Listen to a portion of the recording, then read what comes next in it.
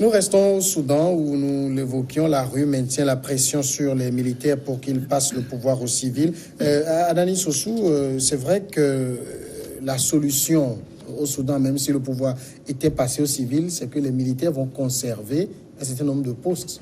Oui, mais c'est quand même assez normal que les militaires jouent un rôle dans cette transition, ne serait-ce que pour maintenir l'équilibre au niveau du pays et pour maintenir la paix et la stabilité qui est nécessaire et propice afin que le Soudan puisse véritablement amorcer un processus démocratique digne de ce nom. Donc on ne peut pas faire une transition et occulter l'armée qui a joué quand même un rôle prépondérant le 11 avril dernier. Ce qu'il faut aussi relever, c'est que aujourd'hui, tous les partis politiques sont réunis. Ils sont ensemble pour contester la légitimité en griffe de l'armée ou bien pour pousser l'armée à la sortie, à leur confier le pouvoir.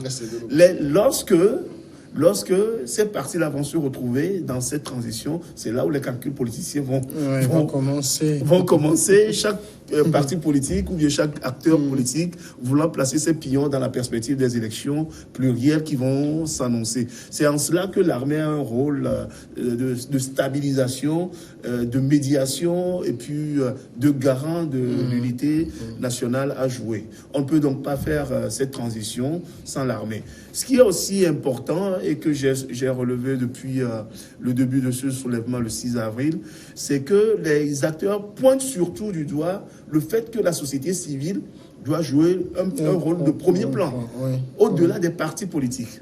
Donc, si on remet la plupart des prérogatives, par exemple, de Premier ministère ou bien de celui qui doit diriger la transition et les postes régaliens à des acteurs, des animateurs de la société civile, je ne pense pas que ces acteurs-là auront un intérêt particulier par rapport aux futures échéances électorales. Et dans ce sens-là, ils devraient être pétris de patriotisme pour essayer d'équilibrer le jeu afin que le débat puisse se faire plutôt dans les urnes que dans la rue. Alors, aujourd'hui, on voit quand même ces politiques, disons-le comme ça, s'empresser pour prendre le devant des choses. Mais généralement, dans ces genres de situations, à la fin, on dit ceux qui ont conduit la transition ne doivent pas être candidats. Oui, non, mais moi je crois qu'il faudrait que les choses soient claires et également de ce côté. Et je crois qu'ils vont essayer d'appliquer cette maxime aussi qui va dans tout ce qui est chamboulement avec l'emprise de l'armée. Donc il va falloir qu'il y ait des sacrifices, que des acteurs politiques consentent des sacrifices pour essayer de remettre les choses en ordre. Mais je voudrais revenir un peu sur un des aspects développés par mon confrère, cher ami Innocent Sossou. Je crois qu'il est revenu sur mon point parce que l'aspect que je voudrais évoquer, donc c'est dire qu'on ne peut pas, même si on abuse du régime civil, retour au régime civil, donc on ne peut pas fonctionner sans l'armée. Parce que l'armée a joué un rôle, aussi bien l'avant, le pendant et l'après aussi. L'armée doit être rassurée, donc le truc là. Donc c'est dire que ce régime civil, bien ce conseil civil qu'on va mettre en place ne sera pas à 100% civil parce que l'armée aussi voudra avoir son droit de regard. Parce que le langage, l'armée certes va s'inscrire dans cette dynamique-là de lâcher du lest, mais l'armée va dire, en fait, en lâchant du lest, nous voudrons nous poser en garant de ce que vous allez établir, ce que vous allez faire pour le peuple soudanais. Parce que l'armée, même si le peuple soudanais est dans la rue et donne l'impression de chasser l'armée de cette transition, mais l'armée peut récupérer cela à son actif tout en rappelant à ce pouvoir civil qui va être fait que, en fait, nous sommes là, nous sommes les autres garants. Lorsque les choses ne seraient pas en ordre, nous pourrons rétablir l'ordre là dans les terrains du peuple soudanais. Donc, c'est cet aspect que je voudrais également relever. Il faut savoir compter avec l'armée parce que l'armée est ce qu'elle est. au-delà de l'armée que nous apprécions diversement, mais l'armée est également une forme d'institution parce que l'armée a pour rôle principal de protéger les populations, le peuple, et de protéger les institutions. Lorsqu'il y aura des menaces donc, sur la vie même du pays, l'armée ou bien des généraux, des officiers pourront ressurgir. Mais là où il faut cadenasser les choses, c'est qu'il faut les mettre déjà dans la conduite des affaires, qu'ils aient leur droit de regard et autres là. Parce que si on s'amuse en les écartant à 100% de ce Conseil national civil, donc c'est que l'armée deviendrait une menace même pour ce Conseil civil. De toute façon, l'armée soudanaise, oui. Non, ouais, l'armée soudanaise et les civils ont déjà trouvé presque 90% ils ont trouvé un accord sur ce que sera cette transition-là. Donc aujourd'hui, moi je n'aime pas trop quand on dit qu'il faut laisser l'armée au cœur ou bien qu'ils aient un regard. Non, l'armée est là comme une garante de la stabilité du pays et de la protection de l'intégrité territoriale du pays. Le défi qui se pose aujourd'hui aux Soudanais est de tout faire pour avoir des institutions fortes. Une fois qu'ils auront des institutions fortes et que chacun aura un patriotisme, je pense que l'armée pourrait même être un acteur ou bien un observateur de tout ce qui va se passer. Étant donné qu'il y a des négociations qui ont beaucoup avancé, contrairement aux jours précédents, beaucoup de négociations ont avancé aujourd'hui. Et l'un des contestataires, même l'une des figures de la contestation, a même affirmé qu'ils ont trouvé plus de 90%. Ils sont déjà d'accord sur plus de 90% de ce qu'ils réclament. Mais c'est pas un discours politique, ça aussi? Non, mais moi je crois que ce sont des principes d'accord. Ce sont des principes d'accord. La mise en œuvre demande, disons, une autre expression de bonne foi. Et si les politiques nous disent aujourd'hui... On ne peut pas trouver un accord sans pour autant savoir par quel mécanisme mettre en œuvre ces accords-là. Parce que n'oublions pas qu'on est ici en train de parler d'une transition. Ça veut dire que des gens auront des rôles à jouer. Donc, quand on trouve des accords, ça veut dire qu'on trouve des accords sur le mécanisme de mise en œuvre de cette transition. Ce que chacun aura à faire. Quel rôle la société civile va jouer? Quel rôle l'Alliance pour la liberté et le changement va jouer? Et les professionnels soudanais qui ont conduit cette action jusqu'à maintenant, quel rôle ils vont jouer? N'oublions pas que le peuple soudanais est tellement vigilant. Quand on a vu aujourd'hui dans la rue plus d'1 million de personnes assiéger le quartier général de l'armée, cela veut dire que ce peuple-là ne va pas lâcher aussi facilement. Les accords sont trouvés. Et je pense également que les mécanismes aussi de mise en œuvre...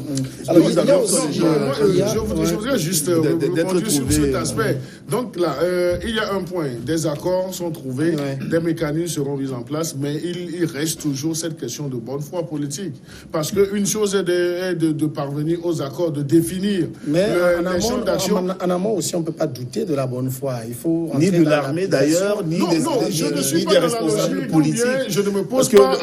L'enjeu, ce qui se pose vraiment pour les Soudanais, pour leur avenir. Je n'en disconviens pas, mais ce que je dis aussi, c'est qu'il ne faudrait pas occulter l'aspect de la bonne foi politique. Alors qu'en politique, la notion de bonne foi, elle est sujette à diverses interprétations. Certes, à l'étape où ils sont, donc il faut les féliciter, les encourager, afin qu'ils déroulent le tapis de leurs accords et autres là. Mais il faut qu'ils soient vigilants parce qu'il y a toujours cette ruse qui est cachée en tout homme politique. Donc c'est là où je voudrais attirer l'attention des gens. S'ils sont parvenus à des accords, ça c'est dans l'ordre normal des choses. Donc ils sont à féliciter. Maintenant, le problème, est-ce qu'ils vont arriver à appliquer cet accord en toute impartialité, dans son intégrité? Donc c'est là où je voudrais faire appel à leur bonne foi de ceux qui se sont attablés pour trouver ces accords. Il y a aussi un aspect que je voudrais qu'on évoque.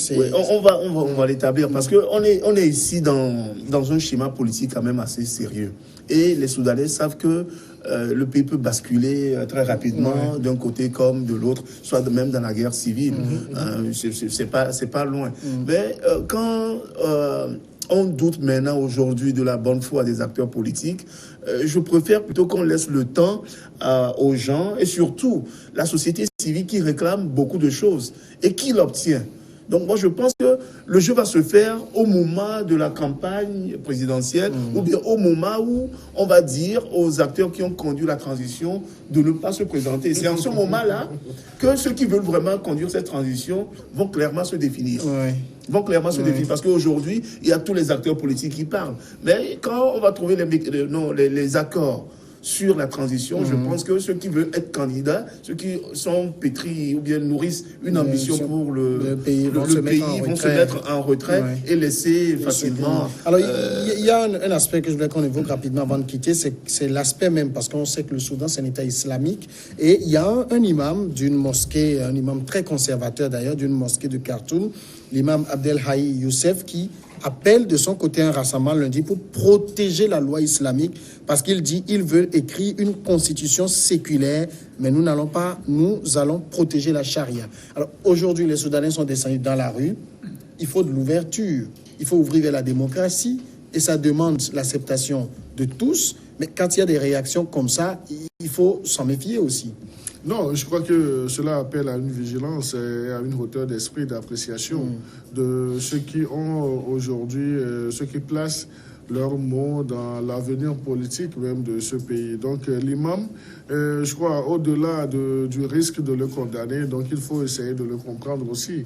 Et certes, a priori, ou bien à première vue, à première analyse, on peut dire que sa sortie, elle est un peu malencontreuse parce que ça peut être sujette à diverses interprétations, ça peut susciter d'autres tensions dans le pays. Mais étant un État islamique pas laïque, donc il faudrait compter aussi avec sa vision des choses, essayer de voir s'il peut faire quelque chose pour sauvegarder, pour rassurer ces adeptes de l'islam.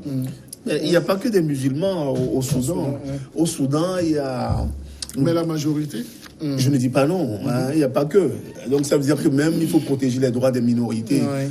Parce qu'il y a des animistes, des gens qui pratiquent des religions traditionnelles. Au Soudan, ils sont aussi nombreux. Ils sont très nombreux.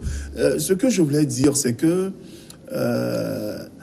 les Soudanais aujourd'hui, surtout cette jeunesse-là qui manifeste dans les rues, cette jeunesse-là qui est là toute la journée, tous les jours, et qui scande des slogans démocratiques, ne va pas se laisser embobiner par un imam qui voudrait prôner aujourd'hui la charia pour que la charia soit inscrite dans la Constitution. Quand vous voyez même les images de ces jeunes dans les rues, même des jeunes, des femmes qui ne portent même pas le voile, qui sont en jean, en pantalon jean. Quand vous voyez ces images-là, ça traduit directement le fait que les Soudanais, ils sont au-delà même de l'extrémisme religieux dans lequel l'imam veut les conduire. Je crois qu'il veut faire un peu du populisme, étant donné que...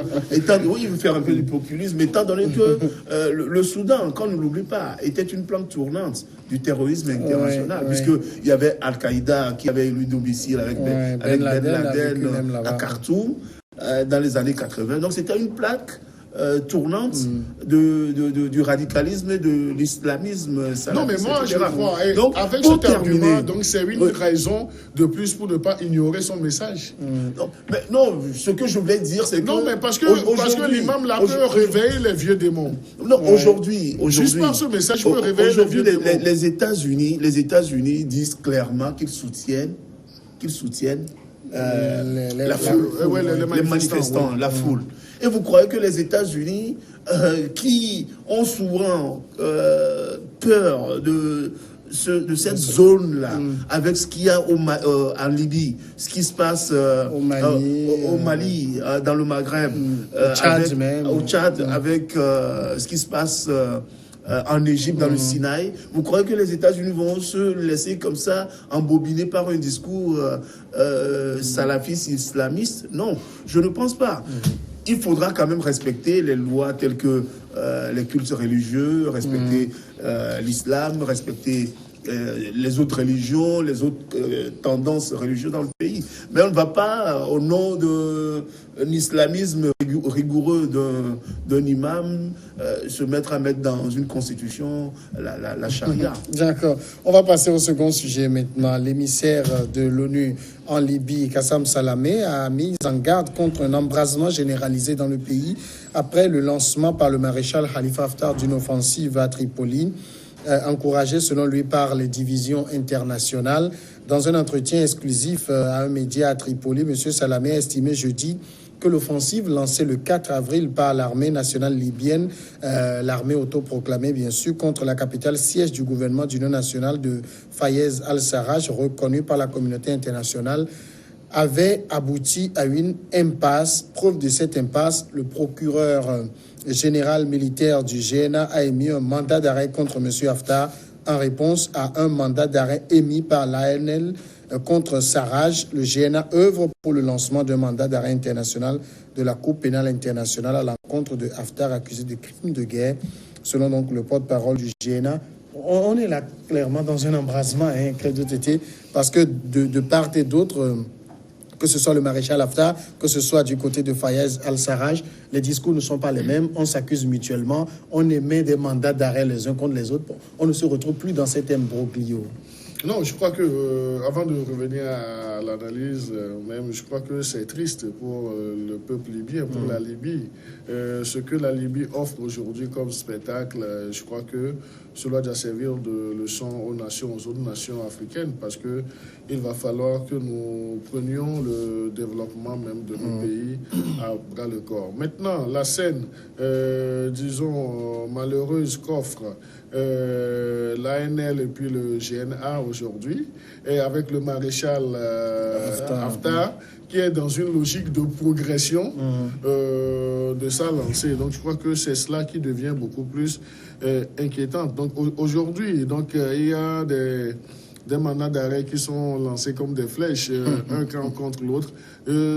C'est vrai, l'émissaire onusien a parlé de cette impasse-là, de cette impasse du moment où on sent beaucoup plus de radicalisme de la part de ce maréchal qui dit foncer droit, et aller jusqu'à la conquête de Tripoli. S'il faut marcher sur ce gouvernement d'union nationale, qui est le gouvernement de l'autre camp qu'il conteste. Donc s'il faut parvenir à des résultats assez fins, quelles que soient les conditions, donc il est dans cette logique-là. Donc c'est là où nous pouvons dire que, est-ce que on peut se poser la question, est-ce que derrière le maréchal Haftar, est-ce qu'il n'y a pas des mains noires, des puissances qui se retrouveraient là-bas en position de soutien? C'est vrai que des insinuations ont été faites par rapport à la France, qui a eu même à se prononcer, à dire que en fait elle n'est pas concernée, elle ne joue pas un rôle particulier. Mais au-delà de tout ce qu'on nous offre comme spectacle du côté de la Libye, il faudrait que les Libyens se mettent à table, qu'ils réfléchissent et qu'ils placent l'humain au centre de leur développement. Mais il faut dire quand même qu'il faut revenir plutôt à l'origine de cette guerre, de cette guerre qui frappe la Libye aujourd'hui. Elle est l'œuvre des Occidentaux qui ont voulu déstabiliser ce pays, clairement. Ces gens qui ont pilonné à ciel ouvert les Libyens avec l'appui de l'ONU, sous la conduite de Sarkozy, de Cabron. Ces gens-là qui ont pilonné la Libye peuvent aussi trouver la solution à la stabilité de ce pays. Le problème qui se pose à la Libye aujourd'hui, c'est un problème qui est complexe. Parce qu'il faut voir le contexte historique même de la Libye. La Libye est composée de tribus. Et c'est des tribus qui sont tellement autonomes qui ne s'entendent pas les unes entre les autres. Et c'est Kadhafi qui avait réussi à maintenir une forme de stabilité pour que toutes les tribus puissent s'asseoir pour construire ce pays. C'est ce qu'on lui reproche aussi, de n'avoir pas su créer une nation. Oui, mais bon, il a stabilisé le pays où toutes les tribus quand même étaient représentées dans ce que lui-même il a appelé la révolution, puisque lui dit qu'il est le guide suprême. Il était le guide suprême, mais c'est pas lui qui dirigeait, d'après ses déclarations, que c'est les tribus qui se fédéraient pour prendre des décisions. C'est ça qu'il appelait le Parlement révolutionnaire, qui se réunissait, qui prenait les décisions. Aujourd'hui que les Occidentaux ont réussi à réveiller les vieux démons, chaque tribu maintenant veut avoir son ascendance sur l'autre. Regardez par exemple le maréchal Haftar. Je vais faire un petit retour en arrière pour parler de la conférence d'Italie qui avait rassemblé toutes les parties prenantes du gouvernement d'union nationale. Et c'est la France qui avait exigé que le maréchal Haftar, qui était marginalisé par les Nations Unies, c'est la France qui avait exigé, au nom d'un semblant de paix, pour que Haftar puisse venir à la table de discussion. Et c'est Haftar qui était venu le dernier, et c'était lui qui était reparti le premier. Et tous les médias au monde avaient voulu le jour-là que on serre la pomme à Haftar, notamment le président français Emmanuel Macron, le chef du gouvernement italien, le chef du gouvernement espagnol. Tous se sont précipités, et la chef de la Commission européenne pour les affaires étrangères, tous se sont précipités en Italie pour serrer la pomme à Haftar. Ça veut dire qu'on lui donne un crédit, une légitimité. Alors que ce sont les mêmes personnes, les mêmes occidentaux qui ont poussé les Libyens à reconnaître un gouvernement d'union nationale. En principe, qu'est-ce qu'ils devraient faire? Ils devraient condamner le maréchal Haftar lorsqu'il avait commencé son offensive à partir de l'Est. Ils ne l'ont pas fait, bien au contraire, ils l'ont crédibilisé. Et aujourd'hui, il est clair pour tout le monde, même si le ministre français des Affaires étrangères dit que la France n'a rien à voir avec cette histoire, tout le monde sait aujourd'hui, quand même que la France est derrière le maréchal Haftar, puisque le gouvernement d'union nationale même a accusé la France de fournir du matériel lourd et militaire de guerre au maréchal Haftar. La question que les gens doivent se poser, qui est vraiment simple, qui est une question logique, où est-ce que le maréchal Haftar trouve des moyens financiers, trouve des armes pour combattre un gouvernement d'union nationale légitimé par l'ensemble de la communauté internationale? Oui, non, moi je crois, je vais aller dans le même sens que mon confrère, pour dire que nous devons faire des analyses, faire des projections, ouvrir le champ de réflexion. Aujourd'hui, l'offensive du maréchal Haftar n'est sortie de nulle part. Donc cela voudrait dire que ça a été goupillé de quelque part.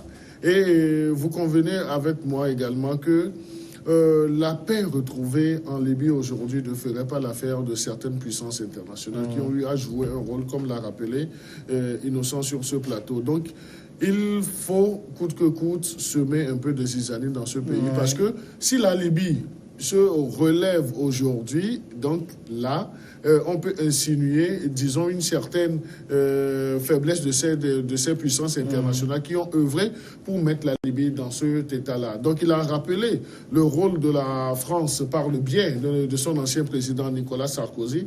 Aujourd'hui, même si la France ne se prononce pas, Nicolas Sarkozy a joué un rôle très capital. Mais malheureusement... Basé sur du mensonge. Sur du mensonge. Et lorsque je relève le côté capital, donc cela ne voudrait pas dire que c'est un côté positif, mais il a sa responsabilité dans ce qu'est devenu aujourd'hui la Libye. Et si le gouvernement d'union nationale progressait, ça pouvait aboutir même à ce que les dossiers secrets soient étalés sur la place publique. D'ailleurs, Bernard-Henri Lévy a reconnu officiellement à des journalistes que l'instabilité aujourd'hui de la France, c'est une part de responsabilité lui incombe par rapport au rôle qu'il a joué à Benghazi avec Nicolas Sarkozy en montant que Kadhafi était en train de bombarder son pays. Donc, il a reconnu jusqu'à avoir la officiellement. résolution. Donc là, c'est dire qu'aujourd'hui, les puissances, ceux qui ont manœuvré pour mettre la Libye dans cet état de délabrement, ne vont pas lâcher prise. Donc leur rôle premier, c'est de maintenir toujours cet état pour que la Libye ne se relève pas. Donc il appartient maintenant aux Libyens de savoir là où ils vont. Et puis surtout aux chefs de cette tribu de se poser la question de savoir est-ce qu'ils veulent l'intérêt même de leur nation, de leur pays, la Libye. Parce que c'est vrai, les chefs tribus, certains sont aujourd'hui instrumentalisés par ces mêmes puissances internationales. Donc c'est ce qui est arrivé et ces tribus ne s'entendent plus pour essayer de porter le pays. Donc c'est très malheureux. Il y a quand même deux conséquences dangereuses pour l'Europe surtout, puisque l'Europe est frontalière à la Libye. La première conséquence dangereuse, c'est que une instabilité dans tout le Maghreb ne fait pas la stabilité et la sécurité de l'Europe. Parce que dans cette zone, comme je l'ai précisé tout à l'heure, pullule toute une masse de groupes islamistes, terroristes, qui ne cherchent qu'à détruire l'Occident, sa civilisation et son hégémoniété sur le reste du monde. Donc, une Libye qui est instable ne fait pas forcément à l'affaire de l'Occident, de l'Europe. Et ça a déjà des conséquences au niveau de tout le désert. Le Niger qui connaît l'instabilité jusqu'en Afrique de l'Ouest, le Mali, le Burkina, et chez nous au Togo, on a arrêté une vingtaine de présumés terroristes. Donc, vous voyez que c'est toute une région du nord et de l'ouest de l'Afrique qui sera instable. Et cela aura des conséquences vraiment négatives pour l'Europe. Ça, c'est le premier point. Le deuxième point, c'est que sous Kadhafi arrivait quand même à maintenir l'immigration. Vous voyez aujourd'hui que depuis l'instabilité en 2011 de la Libye, tout le flux migratoire passe par la Libye, qui passe par la Libye, et que finalement le gouvernement populiste d'extrême droite de l'Italie qui accuse la France, ou bien qui refuse de recevoir des bateaux de migrants, où on est obligé maintenant de négocier avec des pays pour trouver un accueil. Donc ça aussi, c'est un aspect que les Européens ne veulent plus revivre. Ne veulent plus revivre. On va aller à la pause. Le temps est déjà passé. À la pause, on revient après.